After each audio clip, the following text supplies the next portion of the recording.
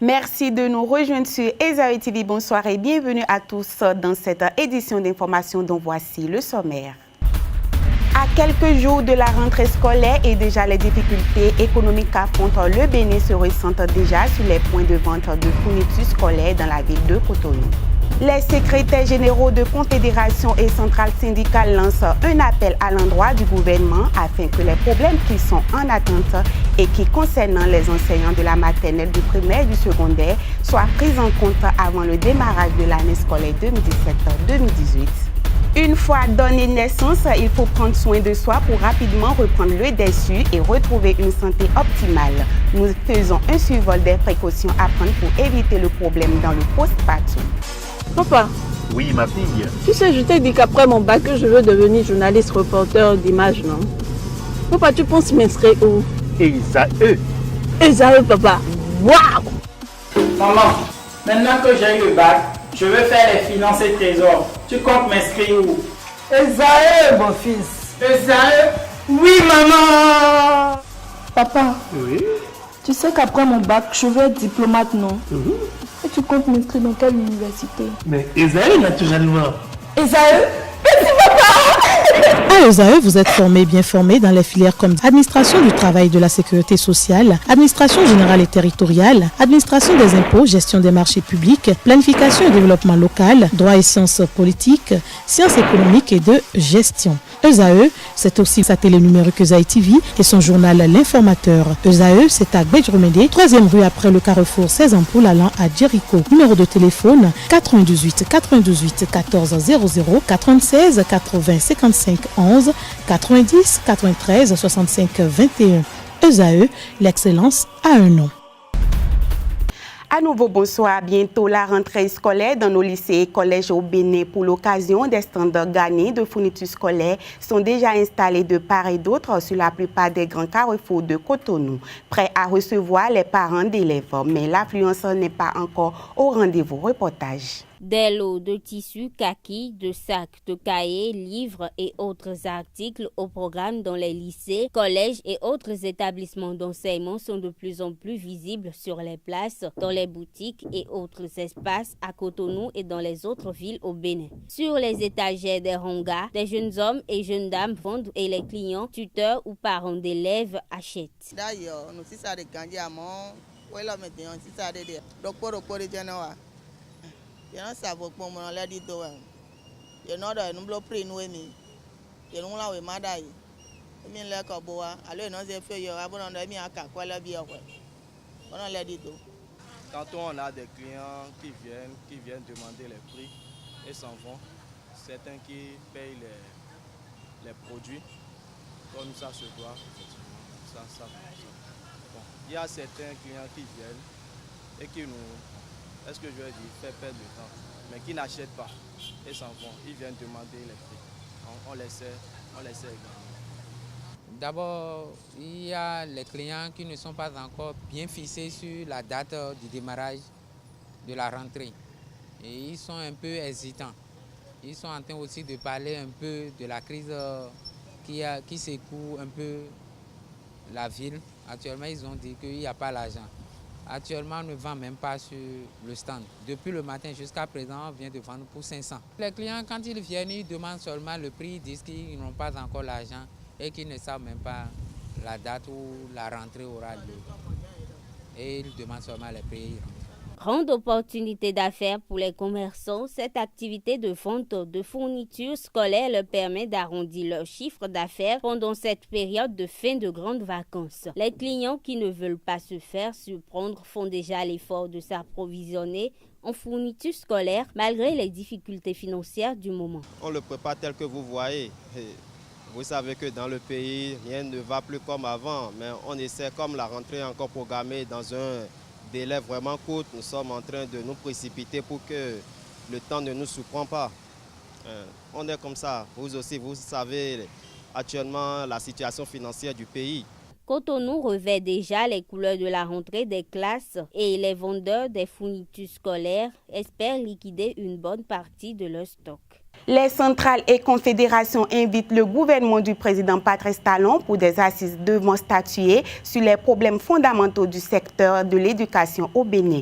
Une initiative qui s'inscrit dans la dynamique de garantie aux apprenants une année académique sans perturbation, mais aussi et surtout d'offrir aux enseignants de meilleures conditions afin qu'ils puissent donner le meilleur d'eux pour des résultats plus probants à l'issue de l'année scolaire 2017-2018. On écoute Noël Chadari pour plus d'explications.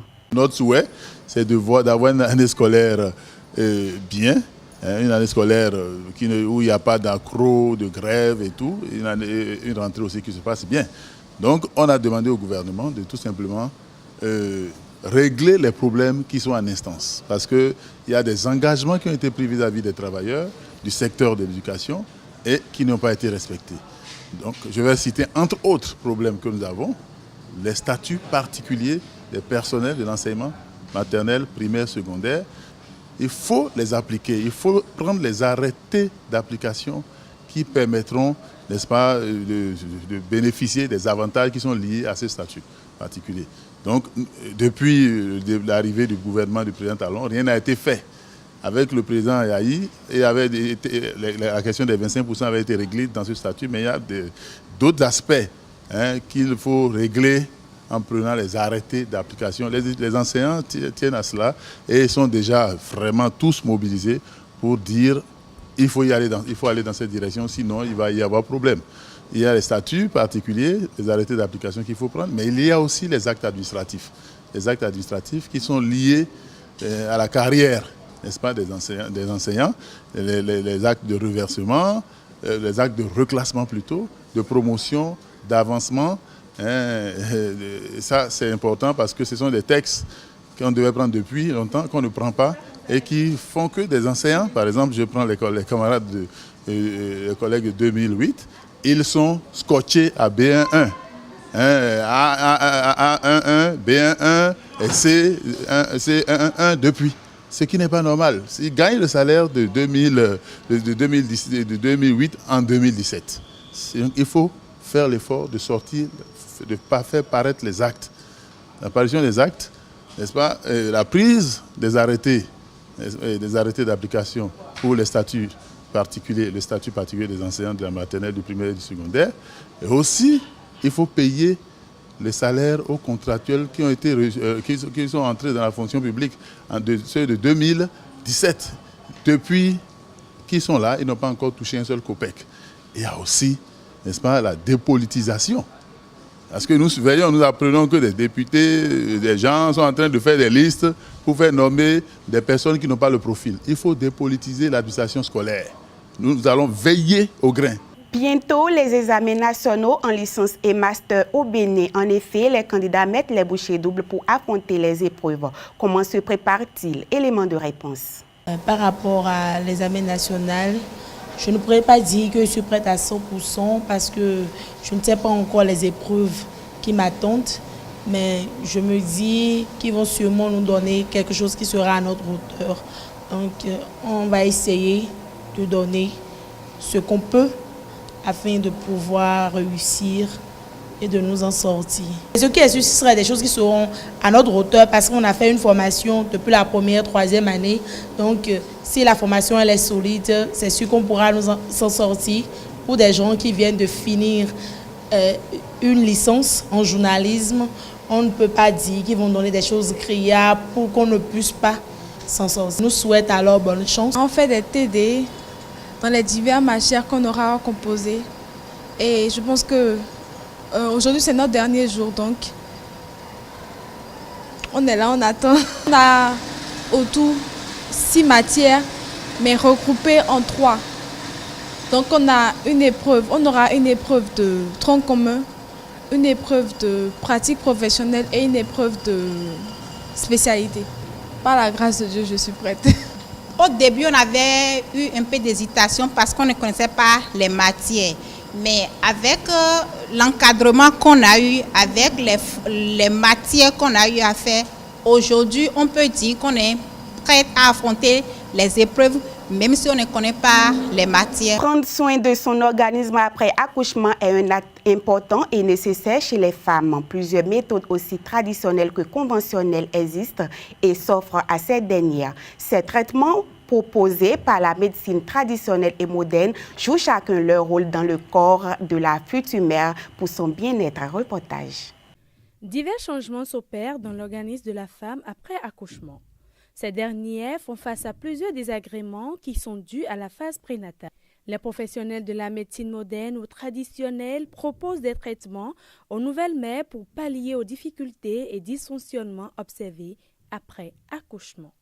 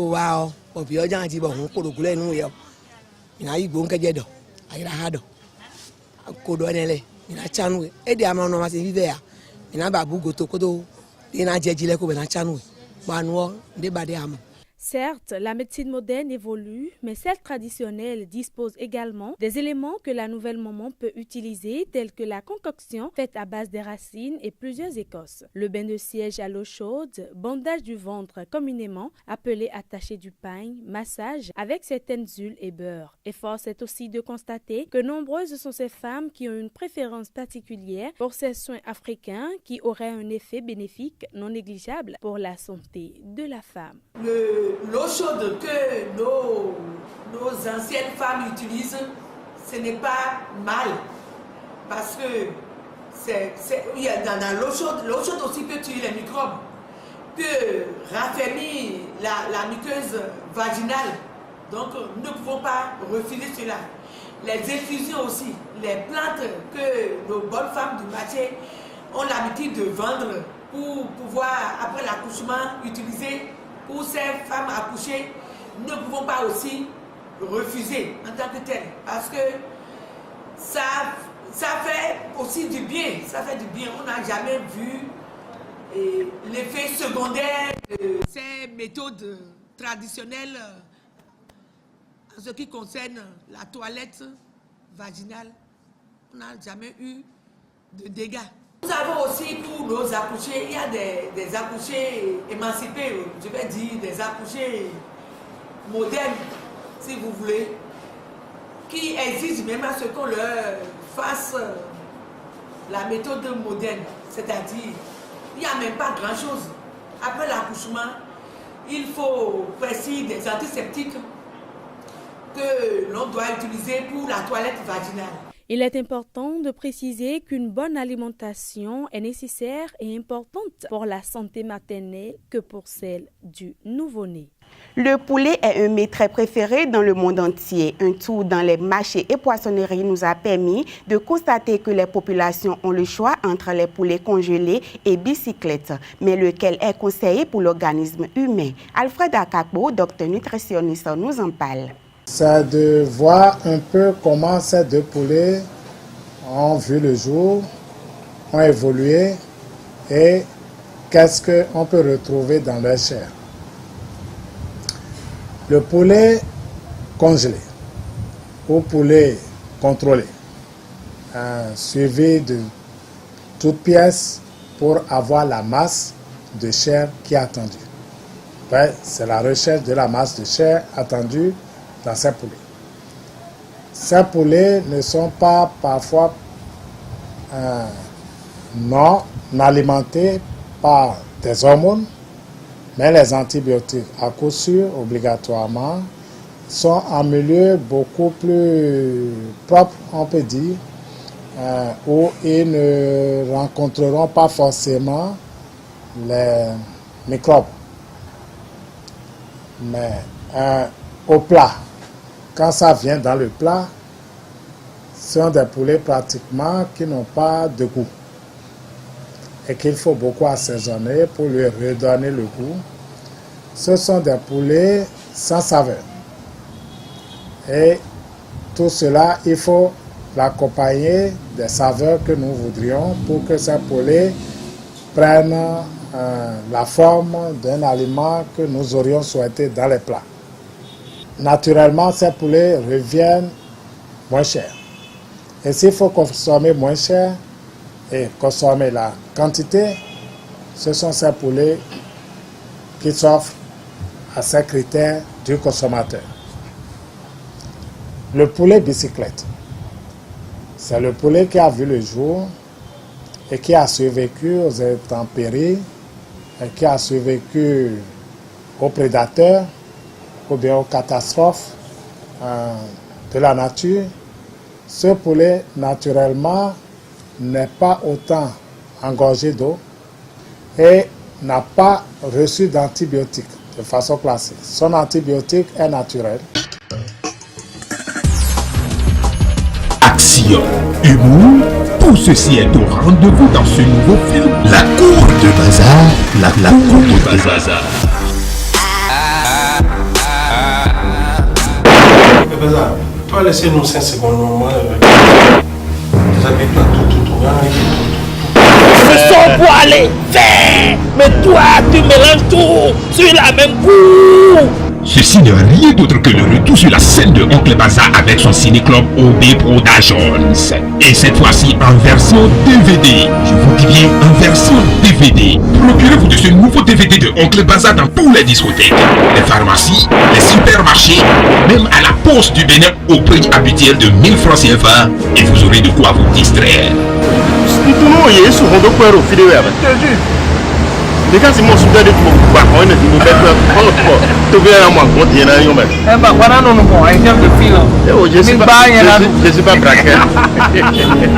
Mesdames et messieurs, ce sera tout pour ce soir. Merci de nous avoir suivis. Bonsoir.